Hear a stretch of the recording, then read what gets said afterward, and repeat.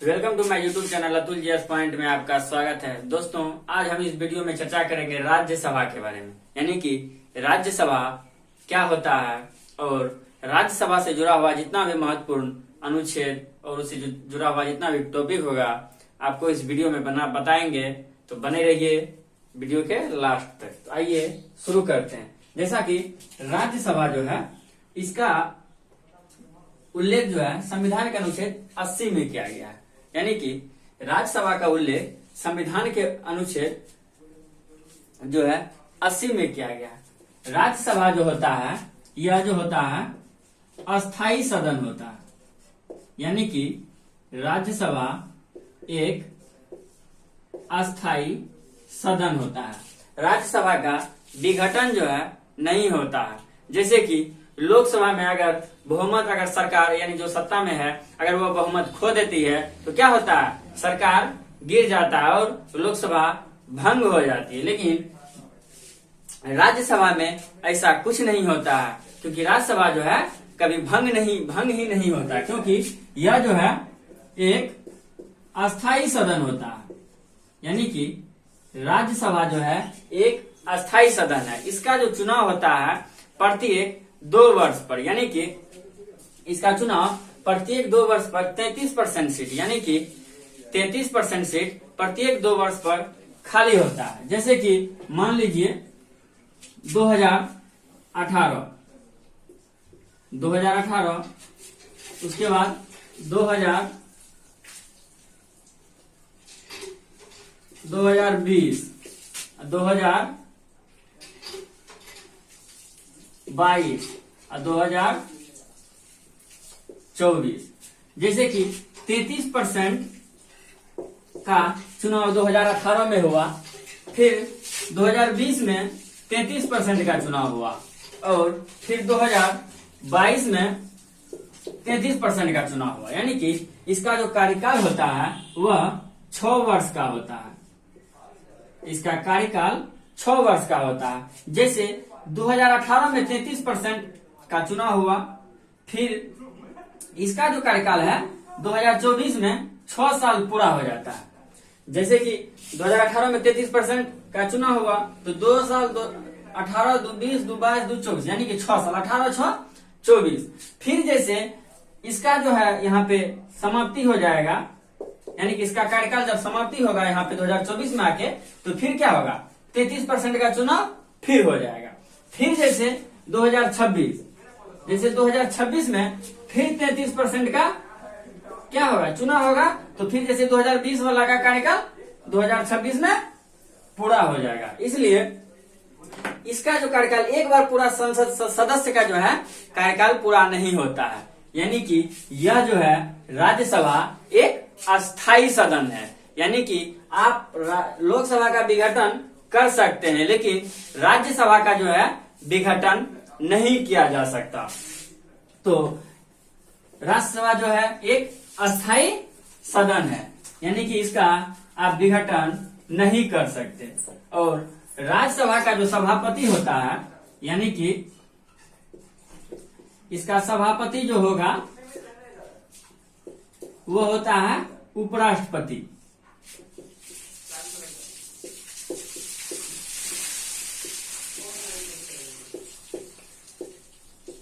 जैसे लोकसभा के सदन को चलाने के लिए एक स्पीकर यानी कि लोकसभा अध्यक्ष होता है, वैसे राज्यसभा को चलाने के लिए जो है सभापति यानी कि उपराष्ट्रपति राज्यसभा का क्या होता है, सभापति होता है। उपराष्ट्रपति को जो वेतन दिया जाता है वह सभापति के नाते दिया जाता है। यानी कि उपराष्ट्रपति का वेतन, संविधान में उपराष्ट्रपति के वेतन का उल्लेख नहीं है, उसे जो वेतन दिया जाता है वो उपसभापति के नाते दिया जाता है। यानी कि राज्यसभा के उपसभापति के नाते उसका जो वेतन मिलता है वह उपराष्ट्रपति को मिलता है। और उपराष्ट्रपति वो एक होता है उपसभापति।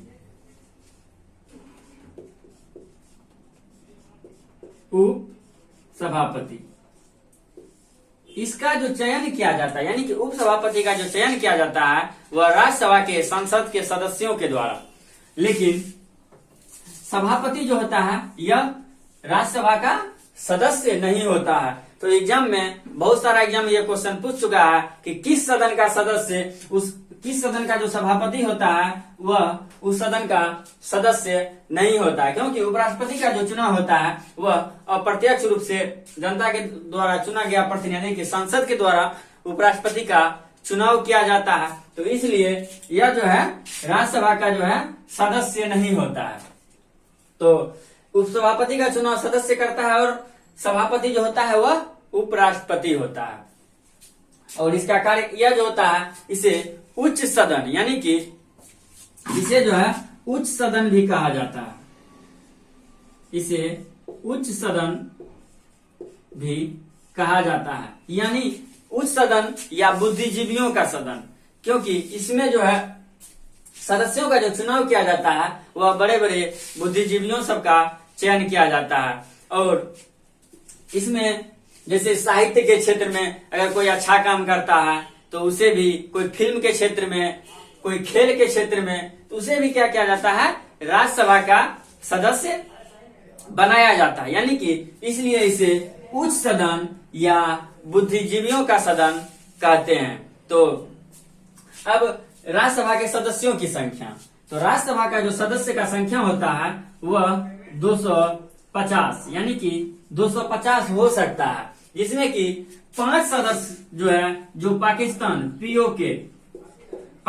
जो है पीओके जो भारत का क्षेत्र जो कब्जा कर लिया है, तो वहां पर जो क्षेत्र कब्जा कर लिया है उसके लिए 5 को सीट जो है कम कर दिया गया है। यानी कि वर्तमान में राज्यसभा के सदस्यों की जो संख्या है वह 245 है। और 245 में जो है 233 जो है चुना जाता है, यानी कि 233 का जो है चुनाव होता है, जबकि 12 गो का मनोनयन, यानी कि इसका 12 गो का मनोनयन राष्ट्रपति कर सकता है। यानी कि 12 सदस्य का जो मनोनयन राष्ट्रपति अपना मर्जी से कर सकता है। और 233 का चुनाव होता है, यानी कि 233 12 245 प्लस 5 जो पाकिस्तान यानी कि भारत का जो कश्मीर क्षेत्र कब्जा कर लिया है पीओके पाक अधिकृत कश्मीर, वहां के लिए 5 सीट को क्या किया गया है, घटा दिया गया। यानी कि राज्यसभा के अधिकतम सीटों की संख्या 250, वर्तमान में इसकी संख्या जो है 245 है, जिसमें 233 चुनाव के द्वारा जाता है और 12 सदस्यों का जो मनोनयन किया जाता है। 12 सदस्य जो है खेल के क्षेत्र में, फिल्म के क्षेत्र में, या आप साहित्य के क्षेत्र में, किसी क्षेत्र में अगर वो अच्छा काम किया है तो उसे क्या किया जाता है, मनोनयन करके भेजा जाता है। जैसे सचिन तेंदुलकर, कुछ दिन पहले सचिन तेंदुलकर को राज्यसभा का संसद बनाया गया क्योंकि वह खेल के क्षेत्र में, क्रिकेट के क्षेत्र में अच्छा प्रदर्शन किए थे। जैसे कि भारत में उसे क्रिकेट के क्षेत्र में वो बहुत महान है, तो क्या किया गया था, उसका चयन किया गया था। किसके तहत, यही 12 सदस्य में उनका चयन किया गया था। तो 233 सदस्य का चुनाव होता है, जबकि 12 सदस्यों का मनोनयन होता है। तो राज्यसभा का जो ये है, क्या कहते हैं, चर्चा संविधान के अनुच्छेद 80 में किया गया है। राज्यसभा एक अस्थायी सदन होता है, इसका कार्यकाल 6 वर्ष का होता है और इसका जो सभापति होता है वह उपराष्ट्रपति होता है। इसे उच्च सदन या बुद्धिजीवियों का सदन कहते हैं। इसमें सदस्यों की संख्या अधिकतम 250 हो सकती है। वर्तमान में जो इसका सदस्य है 245 है, जिसमें 233 चुनाव के द्वारा जाता है और 12 को जो है मनोनयन किया जाता है। तो अब देखेंगे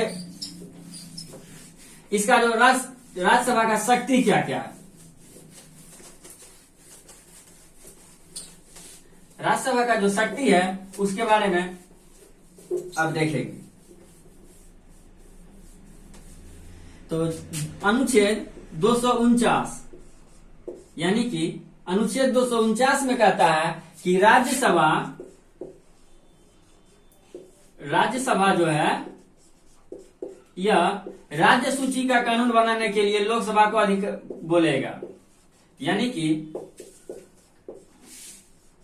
राज्य सूची का अगर कोई भी कानून बनेगा तो सबसे पहले यह राज्यसभा इसको क्या करेगा, प्रस्ताव को लाएगा कि इस विषय पर कानून बनना चाहिए। तो यह राज्यसभा को जो है विशेष अधिकार है 249 के तहत कि राज्य सूची के विषय में कानून बनाने के लिए लोकसभा को कहेगा। और अनुच्छेद 312 में चर्चा किया गया है लोक सेवा आयोग, यानी कि लोक सेवा आयोग जिसमें बड़े बड़े पदाधिकारियों का चयन, जैसे IAS IPS और IFS इंडियन फॉरेन सर्विस, ये सब का जो चयन किया जाता है तो वह जो किया जाता है 312 के तहत, यानी कि उसमें अगर कोई चीज में वृद्धि करना है, उसमें कोई नया पद का सृजन करना है तो वह 312 के तहत लोकसभा को बोलेगा।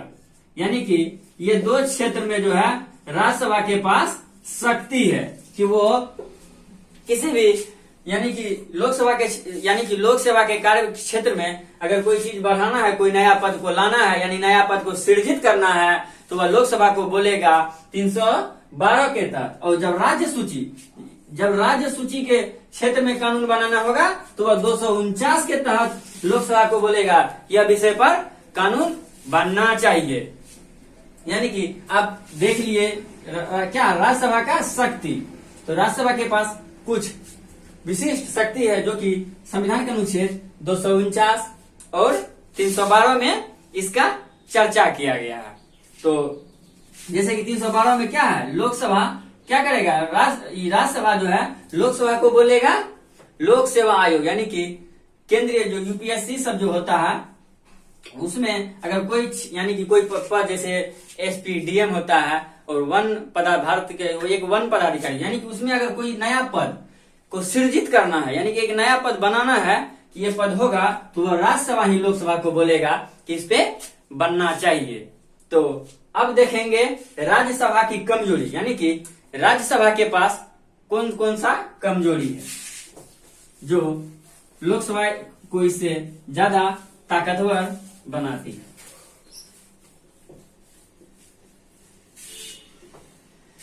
तो अगर कोई भी लोकसभा में अगर कोई धन विधेयक, यानी कि इसमें जो है कोई अगर धन विधेयक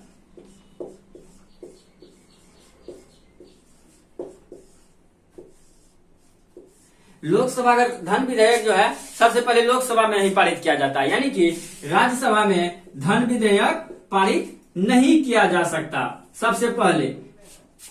तो यह जो है बहुत बड़ा कमजोरी है राज्यसभा के लिए, यानी कि अगर 14 दिन का, यानी जब लोकसभा कोई धन विधेयक को पारित करके राज्यसभा भेजता है और राज्यसभा जो अगर इसे 14 दिन के भीतर अगर पारित नहीं करता है तो वो क्या होता है, स्वतः ही पारित मान लिया जाता है। यानी कि आप पारित कीजिए 14 दिन के अंदर या न कीजिए, अगर कर दिए तो ठीक है, अगर नहीं किए तो वो क्या होगा, स्वतः ही पारित मान लिया जाएगा। यानी कि धन विधेयक जो है यह 14 दिन के अंदर ही पारित किया जाता है, राज्यसभा में नहीं किए तो वह अपने आप पारित मान लिया जाएगा। और इसमें क्या होता है, प्रधानमंत्री जो होता है वह लोकसभा का नेता होता है, वह राज्यसभा का नेता नहीं होता। यानी कि भारत का जो PM होंगे, अधिकतर PM जो होता है वह लोकसभा का ही सदस्य होता है, राज्यसभा का बहुत कम ही, जैसे कि मनमोहन सिंह जो थे वह राज्यसभा के थे, लेकिन वह जो नेता होता है वह लोकसभा का नेता होता है, प्रधानमंत्री। और मंत्रिपरिषद जो होता है, यानी कि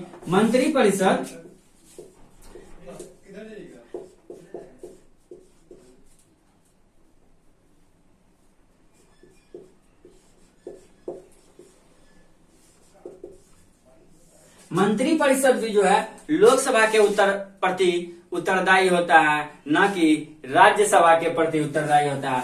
राज्यसभा में भी मंत्रिपरिषद भाषण देता है, लेकिन जो है वह लोकसभा के प्रति उत्तरदायी होता है। यानी कि इसका जो नेता होता है, यानी PM जो होता है वह लोकसभा का ही क्या होता है, नेता माना जाता है। अगर सत्ता में यानी कि मतलब बहुमत खो देगा तो सत्ता गिर जाएगी। यानी कि लोकसभा का जो है राज्यसभा से वैल्यू ज्यादा होता है कुछ जगह पे, जैसे कि 249 और 312 में राज्यसभा को विशिष्ट शक्ति है, लेकिन बहुत जगह जैसे धन विधेयक में इसे बहुत कम शक्ति है, यानी कि उसके पास 14 दिन का मात्र समय रहता है। और एक और है जिसमें कि संयुक्त अधिवेशन, जब संयुक्त अधिवेशन बुलाया जाता है तो तभी लोकसभा के पास 543, यानी कि लोकसभा के पास 543 सदस्य होता है, जबकि राज्यसभा के पास जो है 245 सदस्य है। दोनों को जोड़ देने पर और आधा बहुमत से ही पारित होता है, तो यहाँ पे लोकसभा का वर्चस्व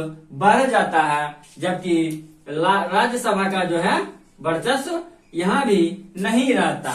तो ये सब राज्यसभा की कुछ कमजोरियां थी, और इससे पहले आपको इसका कुछ विशिष्ट शक्ति जो कि राज्यसभा के पास था तो वो आपको बताए, और इससे जुड़ा हुआ जितना भी टॉपिक था हमने आपको इस वीडियो में बताया। दोस्तों, यह वीडियो आपको कैसा लगा कमेंट बॉक्स में जरूर बताइएगा, और अच्छा लगेगा तो वीडियो को लाइक कीजिएगा, शेयर कीजिएगा, मेरे चैनल को सब्सक्राइब जरूर कीजिएगा।